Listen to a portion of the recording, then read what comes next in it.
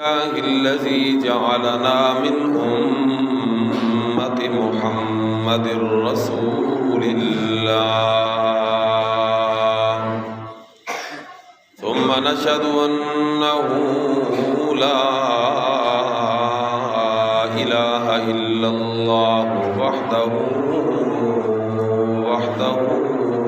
لا شريك له ونشهد أن سيدنا وسندنا ومستندنا وإمامنا وإمام الأنبياء والمرسلين إمامنا وإمام الأنبياء والمرسلين ومولانا محمدا عبده ورسوله أما بعد فأعوذ بالله من الشيطان الرجيم بسم الله الرحمن الرحيم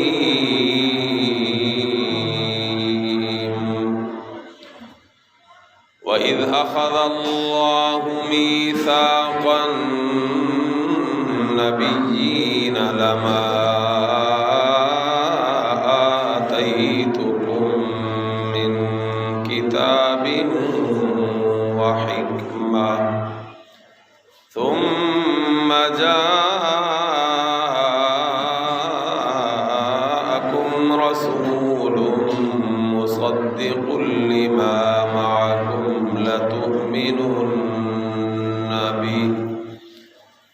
لتؤمنن به ولتنصرنه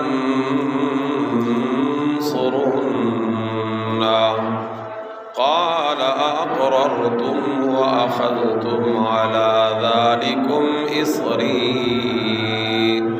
قالوا أقررنا قال فاشهدوا وأنا معكم من الشاهدين فمن تولى بعد ذلك فأولئك هم الفاسقون.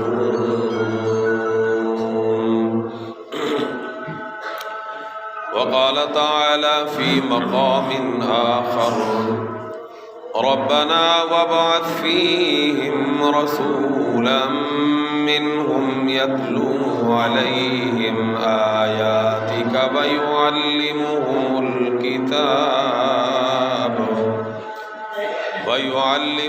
الكتاب والحكمة ويزكيهم إنك أنت العزيز الحكيم.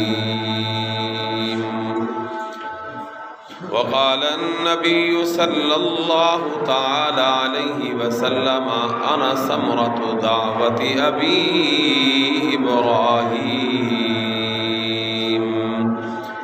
وعن جبير بن مطعم رضي الله تعالى عنه قال سمعت النبي صلى الله عليه وسلم يقول إن لي أسماء أنا محمد وأنا أحمد وأنا الماحي الذي يمحو الله بي الكفر وأنا الحاشر الذي يحشر الناس على قدمي وأنا العاقب والعاقب الذي ليس بعده نبي أو كما قال النبي صلى الله عليه وسلم صدق الله رب العالمين وصدق رسوله النبي الصادق الأمي الأمين الكريم ونحن على ذلك لمن الشاهدين ومن الشاكرين والحمد لله رب العالمين.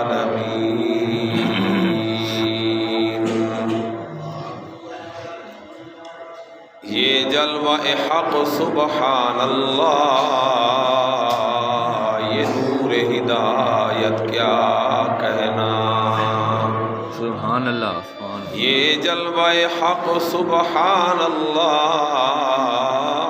یہ نور ہدایت کیا کہنا، کہ جبرائیل بھی ہیں شیدا ان پہ، یہ شان نبوت کیا کہنا۔ سبحان اللہ۔ جس دل میں ہو پرتوے کرسی و عرش، اس دل کی بلندی صلی علی، جس سینے میں قرآن اترا ہو، اس سینے کی عظمت کیا کہنا۔ بے شک بے شک، سبحان اللہ سبحان اللہ۔ وہ آئے جن کی خاطر مضطرب تھی وادی بطحا، وہ آئے جن کے سجدوں کے لیے کعبہ ترستا تھا، سبحان اللہ۔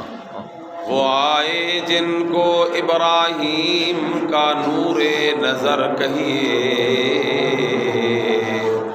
وہ آئے جن کو اسماعیل کا لخت جگر کہیے، وہ آئے جن کے آنے کو گلستان کی سحر کہیے، وہ آئے جن کو ختم الانبیاء خیر البشر کہیے، سبحان اللہ۔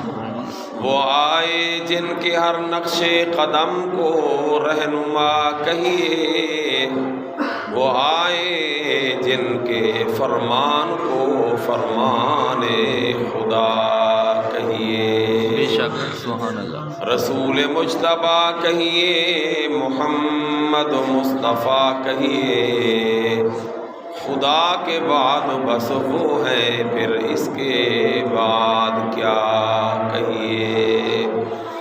کہا ہے کس نے کہ امام الانبیاء نہ کہو، کہا ہے کس نے کہ سرتاج اولیاء نہ کہو، یہی ہے فلسفہ قل انما انا بشر کا، خدا کے بعد سبھی کچھ کہو مگر خدا نہ کہو۔ بے شک۔ شریعت کا ہے یہ اسرار کہ ختم الانبیاء کہیے، محبت کا تقاضا ہے کہ محبوب خدا کہیے، اللہ۔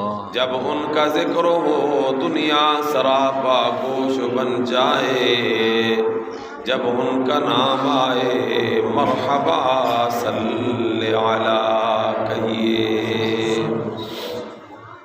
تمام حضرات ثواب کی نیت سے بآواز بلند نماز اللہم صلی علی محمد اللہم صلی علی محمد وعلی آل محمد کما صلیت علی ابراہیم وعلی آل ابراہیم انک حمید مجید۔ اللہم بارک علی محمد وعلی آل محمد کما بارکت علی ابراہیم وعلی آل ابراہیم انک حمید مجید۔ گرامی قدر واجب الاحترام حضرات، علماء کرام، نہایت ہی معزز محترم دوستوں، بزرگوں اور بھائیوں، عزت والی حیادار میری مائیں، بہنیں اور بیٹیاں، آج پہلی مرتبہ آپ کے اس چک 55 ایس پی پاک وطن میں عزیز القدر عزیز محترم مولانا قاری محمد رمضان صاحب کے پرخلوص دعوت پر اللہ تعالیٰ نے آپ دوستوں سے ملاقات کا شرف نصیب فرمایا۔ دعا ہے کہ اللہ رب العالمین مجاجز کو دین کی مفید باتیں عرض کرنے کی توفیق عطا فرمائے، آمین۔ جیسے عزیز القدر نے بتایا کہ یہاں آ کر واقعتاً مجھے بہت بڑی خوشی ہوئی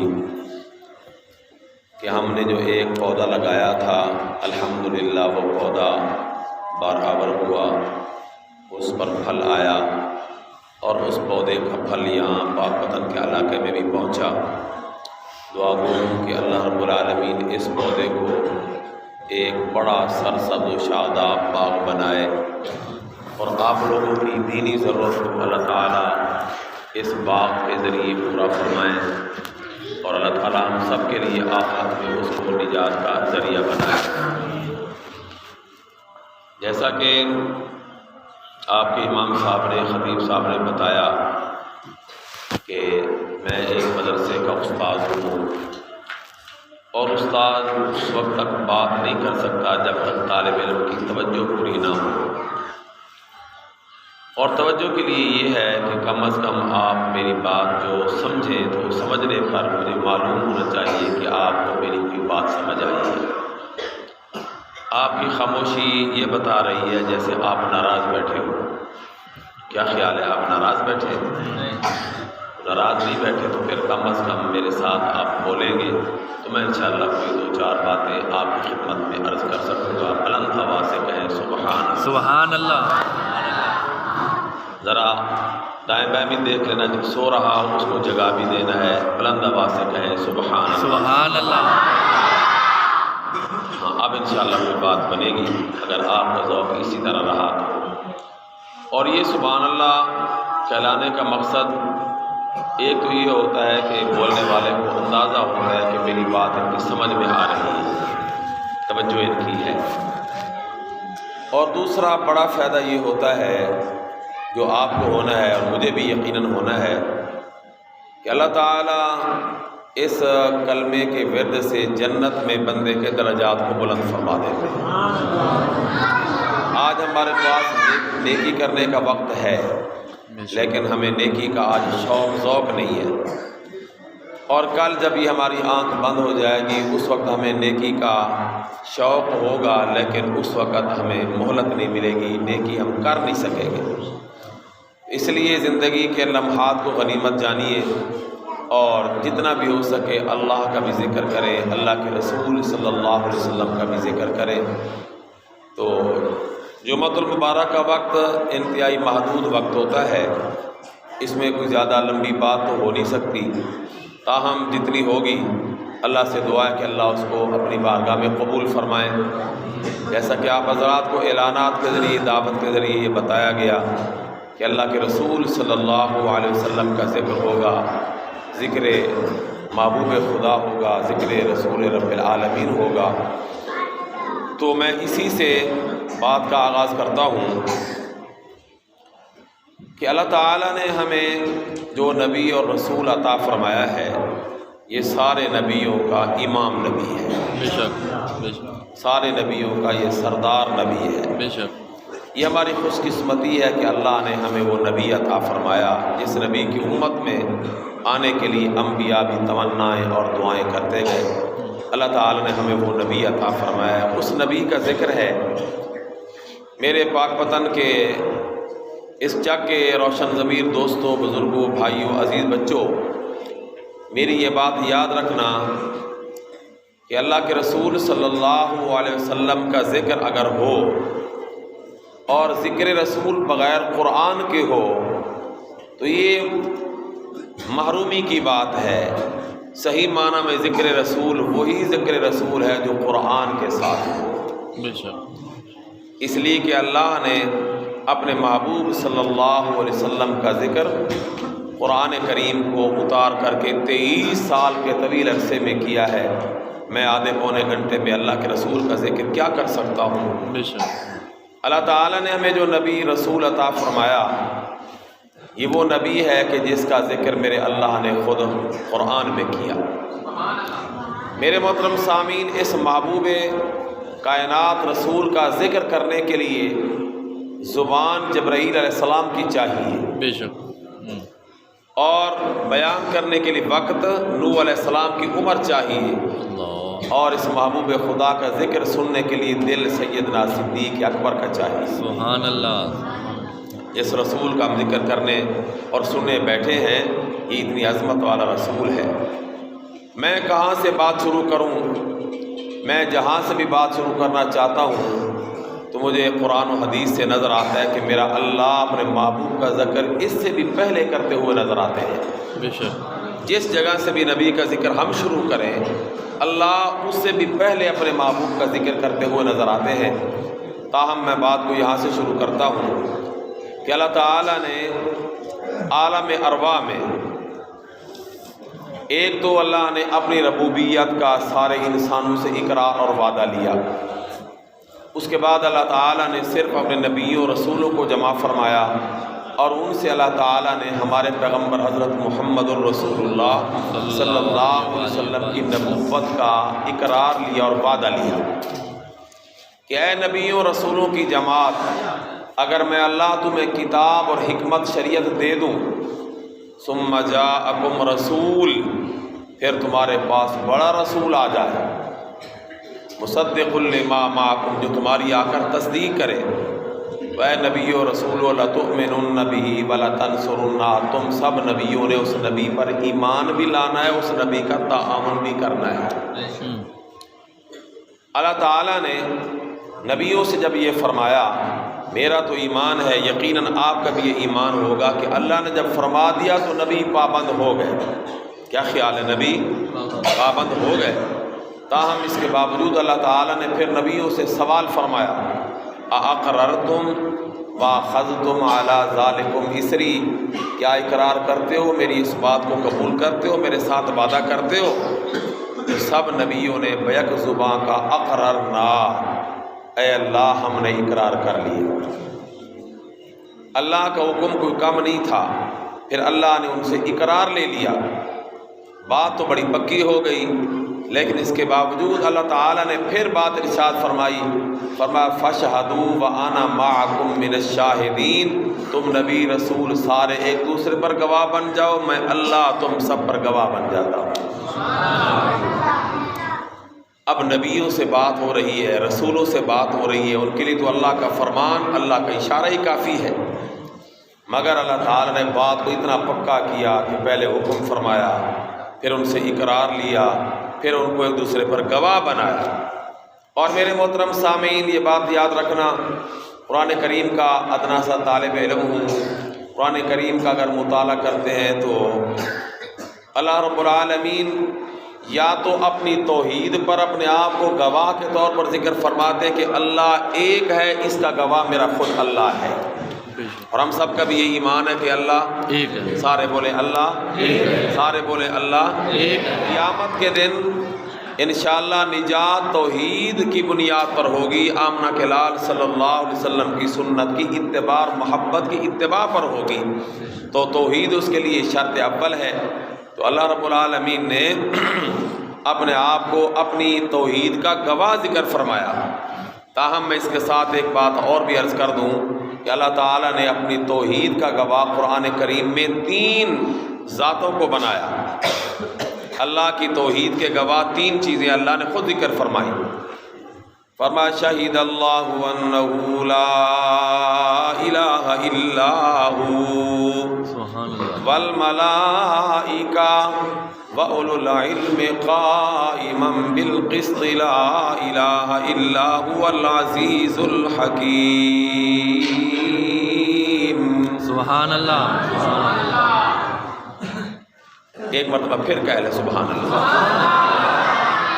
یہ میں نے اس لیے کہلوایا کہ حدیث پاک میں آیا ہے ایک جنتی جنت میں بڑے عرصے سے رہ رہا ہوگا، آرام کر رہا ہوگا، ایک طویل عرصے کے بعد اچانک اس کا محل خوشبو سے بھر جائے گا۔ وہ جنتی اپنے محل سے نکل کر جنت کے بڑے فرشتے رضوان جنت کے پاس جائے گا، افسر فرشتہ جس کا نام رضوان ہے، وہ جنتی جنت کے بڑے فرشتے کے پاس جائے گا، یا رضوان الجنہ، اے جنت کا سردار، ایک عرصہ ہو گیا مجھے یہاں جنت میں رہتے ہوئے، لیکن آج تک ایسی خوشبو میرے محل میں نہیں آئی جیسی آج آئی ہے، ذرا اتنا تو بتا دے یہ خوشبو کہاں سے آئی؟ میں بھی تو جنت میں تھا، اگر آپ جنت سے آئی تو جنت تو میں پہلے ہی رہ رہا ہوں۔ وہ جنت کا افسر فرشتہ بتائے گا، اے خوش قسمت جنتی، تو اپنے محل میں آرام کر رہا ہے، تیرے سے اوپر والے درجے کا جو جنتی ہے اس نے جب کروٹ بدلی ہے تو اس کے کروٹ بدلنے سے خوشبو پیدا ہوئی، اس کا محل تو معطر معمر ہوا ہی تھا، وہ خوشبو تیرے محل میں بھی پہنچی جس کی وجہ سے تیرا محل بھی معطر معمر ہو گیا۔ وہ نچلے درجے والا جنتی پوچھے گا اے رضوان جنت میں نچلے درجے میں رہ گیا اور وہ والا جنتی اوپر کے درجے میں چلا گیا، ذرا اتنا تو بتا دے میرے سے اس کے نیک اعمال کتنے کے زیادہ ہیں کہ میں نیچے رہ گیا وہ اوپر چلا گیا۔ اب اگلا جواب سنیے، حدیث پاک میں آیا جنت کا افسر فرشتہ بتائے گا میں نے تم دونوں کے نیک اعمال کا نام اعمال دیکھا ہے، باقی تو تم دونوں کے نیک اعمال برابر ہیں، بس ایک نیکی کا فرق ہے کہ تیرے نام اعمال میں ایک سبحان اللہ کم ہے، اس کے نام اعمال میں ایک سبحان اللہ زیادہ ہے، اس لیے تو نیچے رہ گیا وہ اوپر چلا گیا۔ اس لیے اگر جو چاہتا ہے کہ میرا درجہ جنت میں بلند ہو جائے بلند آواز سے کہے سبحان اللہ۔ میں نے آیت پڑھی ہے، اللہ فرماتے ہیں شہید اللہ انہ لا الہ الا ہو، اللہ فرماتے ہیں میں اللہ نے اس بات کی گواہی دی ہے کہ میرے سوا کوئی معبود نہیں۔ یہ توحید ہے کہ اللہ کے سوا کوئی معبود، اللہ کے سوا کوئی مشکل کشا نہیں، یہ توحید ہے۔ اللہ فرماتے اس کا گواہ میں خود اللہ۔ نمبر 2 فرمایا والملائکہ، فرشتے بھی اللہ کی توحید کے گواہ، وَأُولُو الْعِلْمِ، علم والے علماء بھی اللہ کی توحید کے گواہ ہیں۔ مجھے یہاں آ کر یہ سن کر بڑی خوشی ہوئی، ہمارے عزیز القدر مولانا صاحب نے بچیوں کے لیے تعلیم کا مدرسہ بھی بنایا، بچوں کے لیے بھی تعلیم کا مدرسہ بنایا، صبح کی نماز کے بعد قرآن کا درس دیتے ہیں، علم کی اشاعت ہو رہی ہے، جو عالم بنتا جا رہا ہے یقین جانی اللہ کا قرآن کہتا ہے کہ یہ عالم اللہ کی توحید کا گواہ ہے۔ میں نے بات قرآن سے کی ہے، 3 پارہ شہید اللہ انہ لا الہ الا ہو۔ اور اس آیت کی فضیلت بھی سن لیجئے، حدیث پاک میں آیا ہے کہ جو بندہ رات کو سوتے وقت یہ آیت پڑھ لے شہید اللہ انہ لا الہ الا ہو والملائکۃ وَأُولُو الْعِلْمِ قائما بالقسط لا الہ الا هو العزیز الحکیم۔ آگے عربی میں ہے اشہد بما شہید اللہ واستودع اللہ ھذہ الشہادہ۔ اگر کسی کو یہ نہیں آتا تو اتنا کہہ لے کہ جس بات کی گواہی میرے اللہ نے دی ہے میں بھی اسی بات کی گواہی دیتا ہوں۔ اللہ نے کیا گواہی دی کہ لا الہ الا اللہ، لا الہ الا ہو۔ اللہ نے جس بات کی گواہی دی میں بھی اسی بات کی گواہی دیتا ہوں، اور اپنی یہ گواہی میں اللہ کے پاس امانت رکھواتا ہوں۔ اللہ کے محبوب نے ارشاد فرمایا جو بندہ رات کو سوتے وقت یہ عمل کر لے گا میدان قیامت لگے گا، ہر بندہ نفسی نفسی کے عالم میں ہوگا۔ جب یہ بندہ آئے گا اللہ فرمائیں گے اس بندے کی میرے پاس ایک امانت ہے، اس بندے کی میرے پاس ایک امانت ہے اور اس کے ساتھ میرا ایک وعدہ ہے، اس امانت کو بھی ادا کرتا ہوں، وعدہ بھی پورا کرتا ہوں۔ اس نے دنیا میں میری توحید کی گواہی دے کر امانت گواہی میرے پاس امانت رکھوائی تھی، فرشتوں میری ضمانت پر اس بندے کو جنت کا داخلہ دے دو۔ اس لیے اس پر عمل کرنا چاہیے، اللہ تعالیٰ سب کو اس کی توفیق عطا فرمائے۔ تو دیکھیے اللہ نے اپنی توحید کا گواہ جہاں اپنے آپ کو ذکر فرما کہ شہید اللہ، شہید اللہ، اللہ نے گواہی دی کیا لا الہ الا ہو، اللہ کے سوا کوئی معبود نہیں، والملائکہ فرشتوں نے بھی یہی گواہی دی، وَأُولُو الْعِلْمِ علماء علم والے بھی اسی بات کے گواہ ہیں کہ لا الہ الا ہو۔ اس لیے علماء کا بڑا مقام ہے۔ ہمارے درس نظامی میں مدارس میں کتاب پڑھائی جاتی ہے مسند امام اعظم، اور تقریباً یہاں جتنے بھی احباب تشریف فرما ہیں مجھے یقین ہے کہ یہ سارے کے سارے اہل سنت والجماعت سیدنا امام اعظم ابو حنیفہ رحمۃ اللہ علیہ کے پیروکار ہیں، اور سیدنا امام اعظم ابو حنیفہ رحمۃ اللہ علیہ 4 اماموں میں سے بڑے امام ہیں، امام اعظم ابو حنیفہ، امام شافعی، امام مالک، امام احمد بن حنبل۔ ہم ان میں سے کسی کی تقلید کرتے ہیں تو ہم سیدنا امام اعظم ابو حنیفہ رحمہ اللہ کی تقلید کرتے ہیں، ان کے ہم پیروکار ہیں۔ تو انہوں نے کتاب لکھی ہے، اس کا نام ہے مسند امام اعظم، وہ ہم آخری سالوں میں طلباء کو پڑھاتے ہیں، 2 سال بعد وہ طالب علم عالم بن جاتا ہے۔ اس حدیث کی کتاب میں ایک حدیث انہوں نے نقل فرمائی ہے، نبی علیہ السلام کے جلیل القدر صحابی سیدنا حضرت عبداللہ بن مسعود رضی اللہ تعالی عنہ ہیں۔ وہ فرماتے ہیں کہ اللہ کے محبوب صلی اللہ علیہ وسلم نے ارشاد فرمایا، اگلی بات بڑی غور طلب ہے، فرمایا یجمع اللہ تعالی یوم القیامت العلماء، قیامت کے دن اللہ رب العالمین علماء کو جمع کریں گے، علماء کرام کو میرا اللہ میدان قیامت میں جمع کرے گا اور کہے گا فیقول انی لم اجعل حکمتی فی قلوبکم الا وانا اریدکم الخیر۔ او علماء کرام، میں نے تمہارے سینوں میں اپنا علم قرآن حدیث کا علم اس لیے نہیں رکھا تھا کہ آج میدان قیامت میں اربوں خربوں لوگوں کے سامنے میں تمہیں ذلیل اور رسوا کروں، بلکہ میں نے تمہارے سینوں میں اپنا قرآن کا، اپنے محبوب کے فرمان کا علم اس لیے رکھا تھا آج تمہاری عزت افزائی کروں، آج تمہارا مقام بتاؤں۔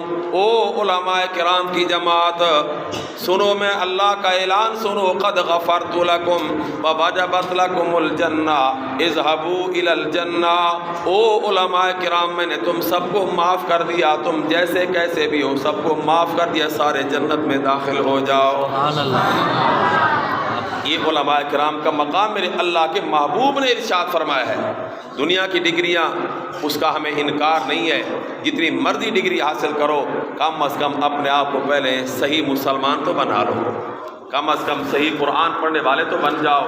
ایسا نہ ہو کہ کل قیامت کے دن قرآن ہمارے خلاف اللہ کی دربار میں استغاثہ کرے اور ہماری وکالت کے لیے ہمیں کوئی بندہ ہی نہ ملے، تو کم از کم اتنا تو ہو جائے کہ قرآن ہمارے حق میں سفارش کرنے والے بن جائیں، آمنہ کے لال کے میں شفاعت نصیب ہو جائے۔ سبحان اللہ۔ اور پھر یہاں آ کر مجھے یہ بات بڑی خوشی ہوئی یہ سن کر کہ بچیوں کی تعلیم کے لیے بھی ایک نظام بنایا ہے، 15-16 بچیاں الحمدللہ دراسات دینیہ، ایک عالم کا ایک چھوٹا کورس ہوتا ہے وہ پڑھایا جا رہا ہے۔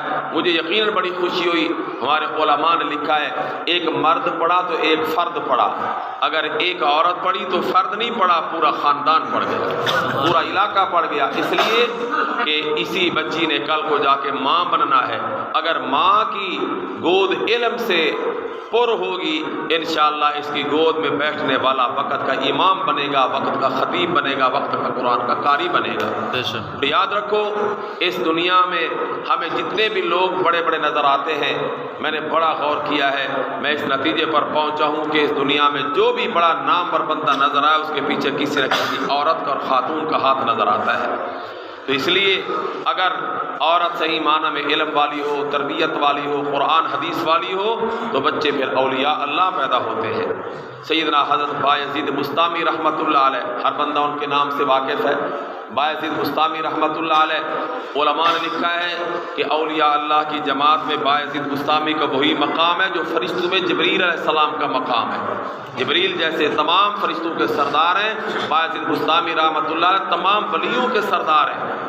پڑھنے کے لیے اماں نے بھیجا تو پڑھ کے آئے، ایک دفعہ اماں سے فرمانے لگے اماں آج مجھے مبارکباد پیش کرو۔ اماں نے کہا بیٹا تو نے کوئی قلعہ فتح کیا ہے، کوئی تو کاروبار کر کے آئے، نفع کما، کس بات کی مبارک دوں؟ تو بایزید بستامی رحمۃ اللہ علیہ فرمانے لگے اماں میں نے آج رات ایک ہی رات میں الحمدللہ 100 رکعت نماز نفل پڑھی ہے۔ اب اماں کا جواب سنیے، اماں فرمانے لگی بیٹا اگر تو نے ایک رات میں 100 رکعت نماز نفل پڑھی ہے تو پھر میں تجھے کس بات کی مبارک دوں، بلکہ تو مجھے مبارکباد پیش کر۔ اماں کیسے محنت میں نے کی، سجدے میں نے کیے، آرام میں نے قربان کیا، تھکاوٹ مجھے ہوئی، میں آپ کو مبارکباد پیش کروں؟ اماں فرمان لگی بیٹا اگر تو نے 100 رکعت نماز نفل ایک رات میں پڑھی ہے تو یہ تیرا کمال نہیں بلکہ میرے پاک دودھ کا اور میری دعاؤں کا کمال ہے۔ اماں جان کیا مطلب؟ فرمایا بیٹا جب تو میرے پیٹ میں آیا میں نے اللہ سے یہ وعدہ کیا اور وعدہ میں نے پھر نبھا کر دکھایا، اللہ جب تک میرا یہ بیٹا میرے پیٹ میں رہے گا اللہ میں تیرے ساتھ وعدہ کرتی ہوں کہ ایک لقمہ بھی حرام غذا کا پیٹ میں نہیں جانے دوں گی۔ میرا بیٹا میں نے حلال کا لقمہ پیٹ میں ڈالا، پھر جب تو پیدا ہو گیا میں نے اللہ سے پھر ایک اور وعدہ کیا، اللہ جب تک میں اپنے بچے کو 2 سال تک دودھ پلاؤں گی میں تیرے ساتھ وعدہ کرتی ہوں پہلے وضو کروں گی، پھر 2 رکعت نماز پڑھوں گی، پھر دعا کر کے اپنے بیٹے کو دودھ پلاؤں گی۔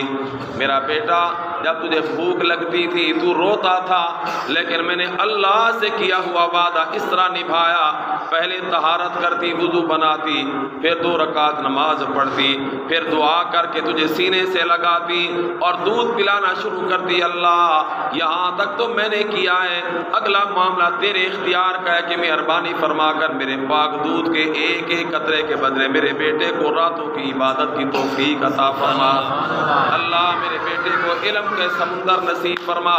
میرا بیٹا یہ میری دعا کا نتیجہ ہے، اگر میری بات پر تجھے یقین نہیں آتا کوئی ایک رات ساری بستر پر سو کر دکھا، اگر میرے رب نے تجھے بستر سے اٹھا کر کے اپنی دربار میں تجھے سجدہ نہ کروائے تو مجھے اماں بھی نہ کہنا، یہ تو میری دعاؤں کا نتیجہ ہے اور میرے پاک دودھ کا یہ کمال ہے۔ تو آج کی بچیاں کل کی مائیں بنے گی۔ اگر کسی بچے کا سینہ علم سے پر ہو گیا اور پھر اس کو علم دین، علم قرآن، علم حدیث، نبی کا فرمان اس کو معلوم ہو گیا، اس کے نتیجے میں جب یہ خواتین اپنے بچوں کی تربیت کریں گے تو صرف ایک فرد تک اثر نہیں رہے گا، انشاءاللہ پورے خاندان تک اس کا اثر جائے گا، پورے خاندان میں اللہ اولیاء اللہ کو پیدا فرمائے۔ تو خیر میں بات مکمل کروں، اللہ رب العالمین نے دیکھیے اپنے آپ کو اپنی توحید کا ایک تو گواہ بنایا، اور پھر دوسرے نمبر پر قرآن دیکھتے ہیں تو قرآن میں اللہ اپنے نبیوں کو اپنے نبی پر ایمان لانے کا وعدہ لے کر کے پھر اللہ اپنے آپ کو ان پر گواہ بنا رہا ہے۔ بات کوئی کم نہیں تھی، تاہم اللہ نے پھر بات کو پکا کرنے کے لیے فرمایا من تولی بعد ذلک فاولئک هم الفاسقون۔ اے نبی و رسولو میں نے تم سے جو وعدہ لے لیا ہے، اگر اس وعدے سے تم میں سے کسی نے انحراف کیا، وعدے سے پھر گیا، تو یاد رکھیے گا وہ بندہ وہ نبی رسول ہو کر کے میری ناراضگی سے بچ نہیں سکے گا، میں اللہ اس پہ ناراض ہو جاؤں گا۔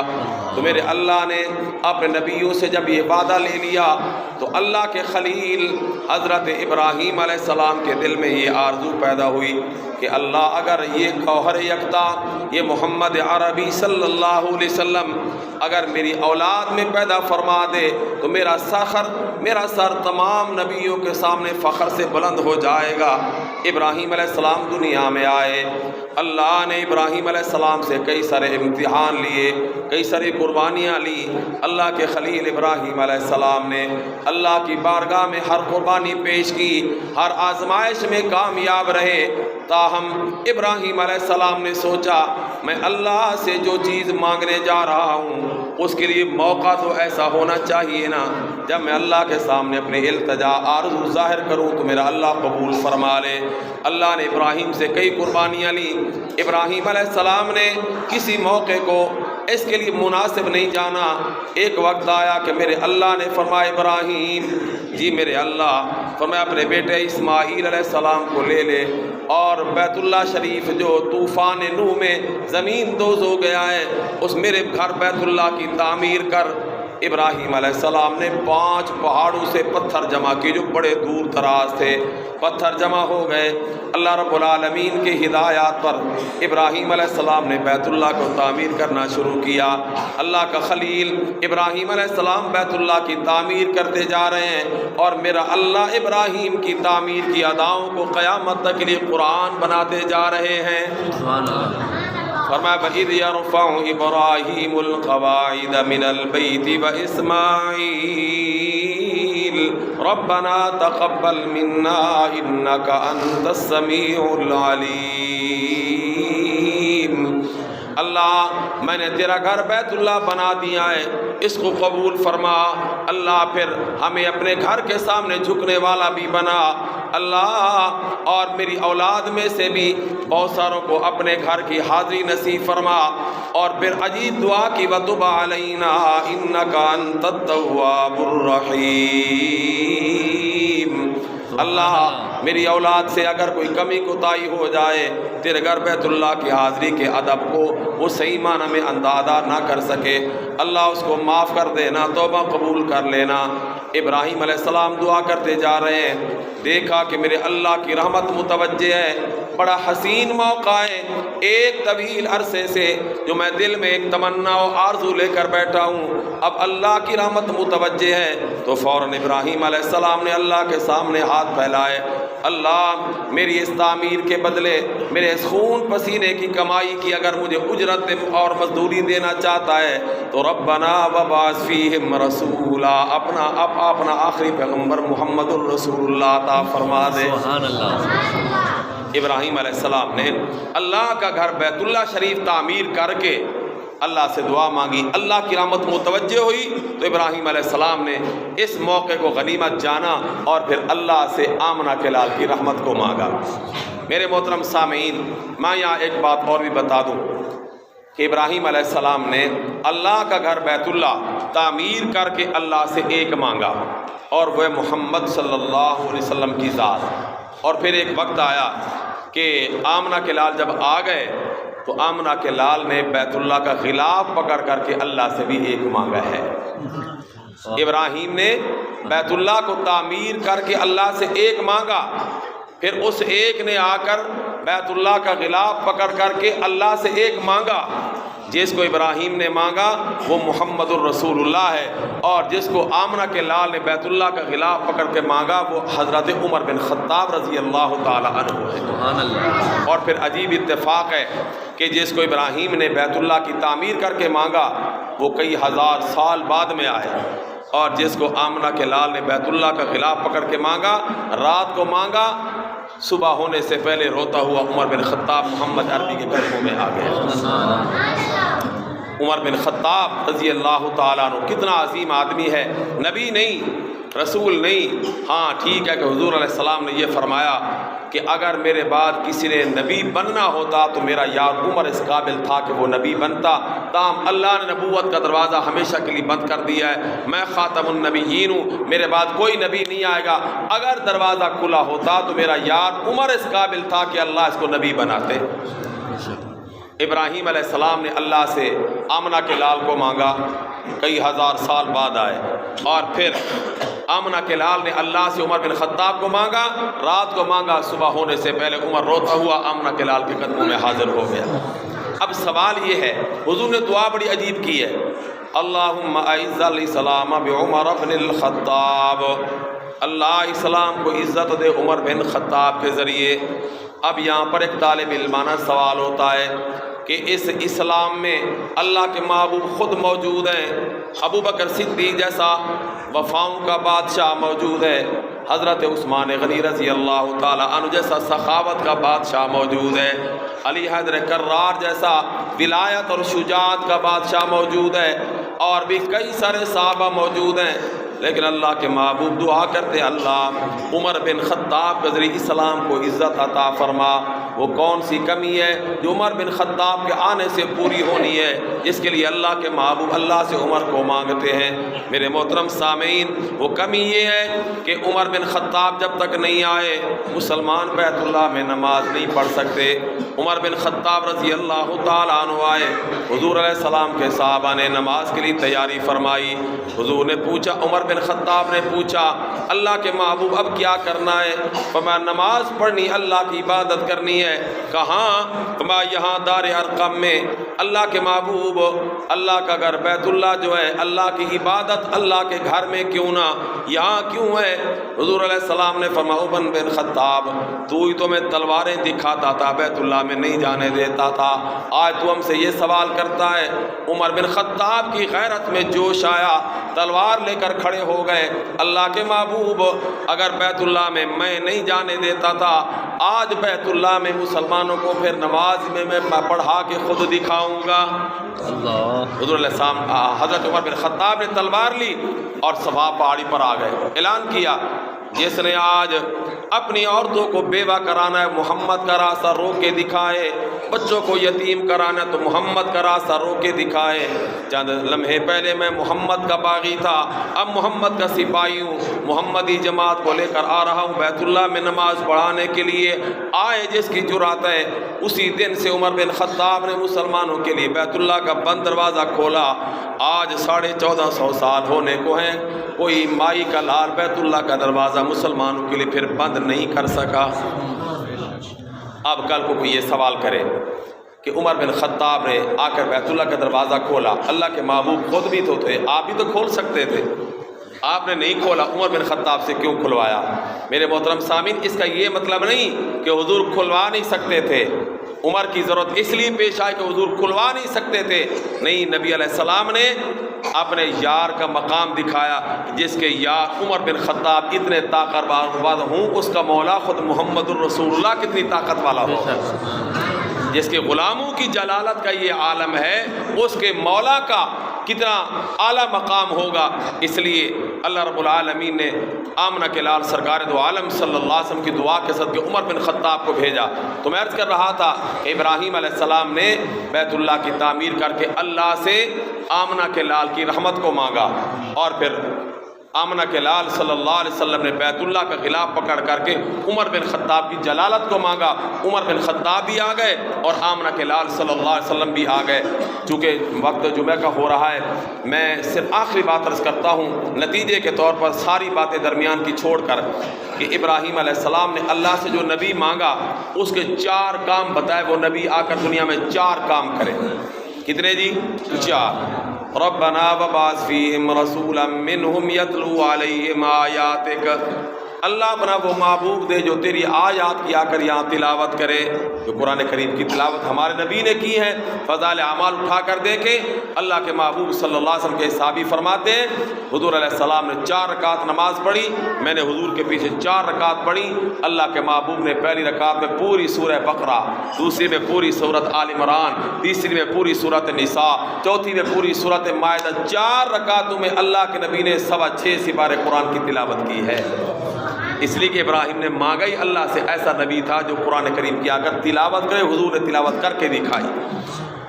اور دوسرا کام فرمایا وَيُعَلِّمُهُمُ الْكِتَابَ، کتاب کی تعلیم دے۔ تیسرا کام والحکمت، سنت کی، شریعت کی، حدیث کی تعلیم دے۔ یہ کام علماء کرام کر رہے ہیں، اللہ کے محبوب صلی اللہ علیہ وسلم جو کام کیا تھا وہ علماء کرام نے اس وقت یہ کام سنبھالا ہوا ہے۔ اور چوتھا کام ابراہیم نے جو اللہ سے مانگا اس نبی کا، وہ تھا وَيُزَكِّيهِمْ، وہ نبی آ کر ان کو پاک کرے، وہ نبی ان کو آ کر پاک کرے۔